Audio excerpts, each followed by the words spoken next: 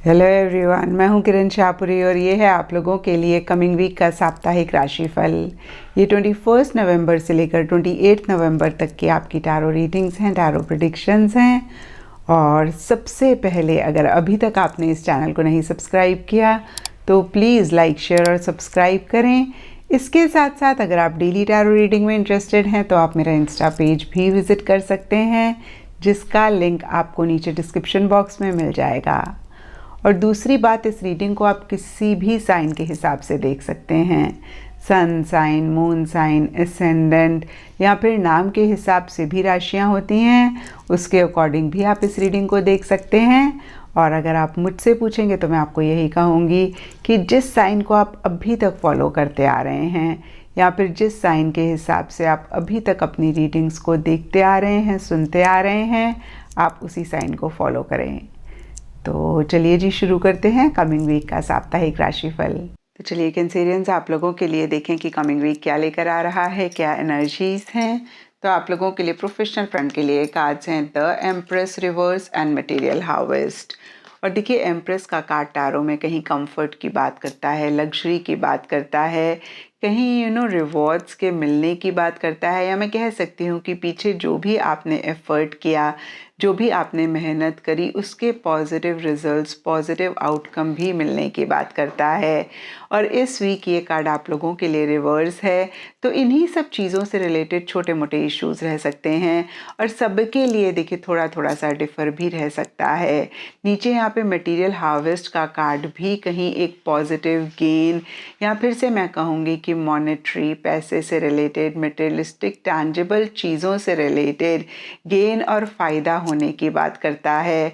तो देखिए, कुछ लोगों के लिए हो सकता है कि ये गेन, ये फ़ायदा आपके प्रोफेशनल फ्रंट में आपको हो रहा है और कहीं इसी वजह से आप इतना ज़्यादा कंफर्टेबल हो रहे हैं कि आप उतना एफर्ट, उतना मेहनत अपने प्रोफेशनल फ्रंट में नहीं कर रहे हैं। आप चीज़ों को फॉर ग्रांटेड ले रहे हैं, कहीं बहुत ही ज़्यादा एक रिलैक्सिंग मोड में आप आ रहे हैं।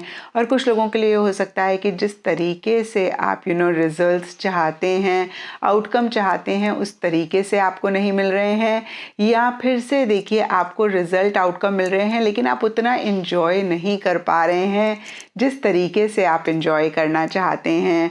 और देखिए, कुछ लोगों के लिए हो सकता है कि बहुत ही क्रिएटिविटी के साथ आप काम करना चाहते हैं लेकिन उतने क्रिएटिव आप नहीं हो पा रहे हैं। तो देखिए, ओवरऑल अगर हम देखें तो या तो आप टू कंफर्टेबल हो रहे हैं या फिर किसी लेवल पे किसी तरीके का एक डिस्कम्फर्ट है, इसके बावजूद कि एक मॉनेटरी, पैसे से रिलेटेड, मटेरियलिस्टिक चीज़ों से रिलेटेड गेन आपको हो रहा है। और कुछ लोगों के लिए हो सकता है कि ये गेन कैसे आपके प्रोफेशनल फ्रंट में आए, आप उसके ऊपर ही बहुत ज़्यादा फोकस कर रहे हैं। एंड पर्सनल फ्रंट के लिए आप लोगों के लिए कार्ड्स हैं S of wands, reverse and solitude. और देखिए, एसेस टैरो में न्यू बिगनिंग की बात करते हैं और इस वीक के एस का कार्ड आप लोगों के लिए रिवर्स है।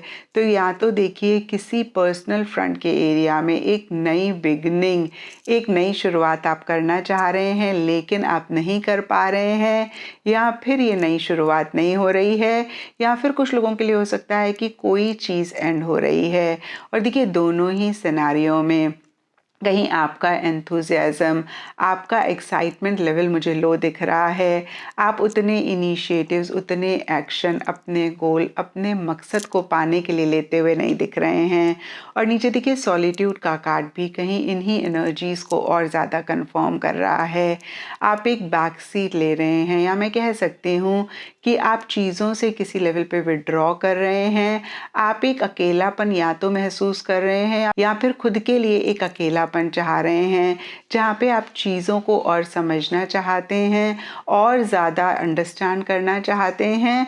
और कहीं देखिए, आप एक स्पेस भी कुछ चीज़ों को लेकर चाहते हुए दिख रहे हैं। ओवरऑल के लिए देखिए, एक एंथुसियाज्म, एक एक्साइटमेंट मिसिंग दिख रहा है। और कहीं देखिए, एक इंट्रोस्पेक्टिव मोड में आप ज़्यादा रहते हुए दिख रहे हैं।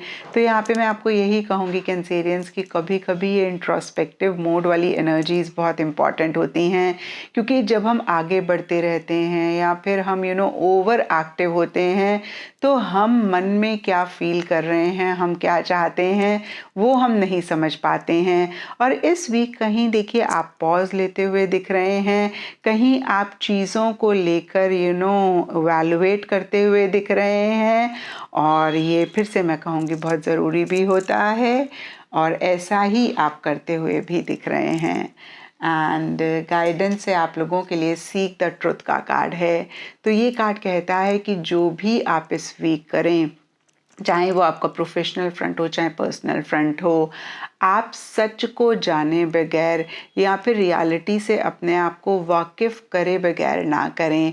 कभी कभी क्या होता है ना कि हम बिना सोचे समझे कुछ चीज़ें करते रहते हैं, जहाँ पे लोगों के क्या इंटेंशंस हैं, लोगों के क्या मोटिव्स हैं, उनको हम नहीं जान पाते, हम नहीं समझ पाते हैं, और फिर देखिए बाद में हम बहुत परेशान होते हैं, और एट टाइम्स अपने आप को ही लेके हम क्लियर नहीं होते हैं, अपनी ही फीलिंग्स और इमोशंस को हम नहीं समझ पाते हैं।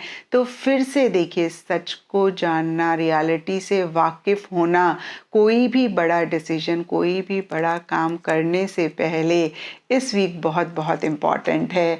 और देखिए यहाँ पे सॉलिट्यूड का कार्ड भी कहीं इन्हीं एनर्जीज की बात करता है कि शायद यही चीज़ आप जानना भी चाह रहे हैं, और जो लोग ऐसी एनर्जीज में नहीं हैं उनके लिए मैसेज है कि आप इस चीज़ की चेकिंग इस वीक ज़रूर करें। एंड एस्ट्रोलॉजी से आप लोगों के लिए स्कॉर्पियो साइन का कार्ड है, और इसके हिसाब से रेड कलर इस वीक आप लोगों के लिए लकी रह सकता है, एंड सिग्निफिकेंट डे आप लोगों के लिए होगा ट्यूसडे। तो ये था कैंसरियंस आप लोगों के लिए कमिंग वीक का साप्ताहिक राशिफल।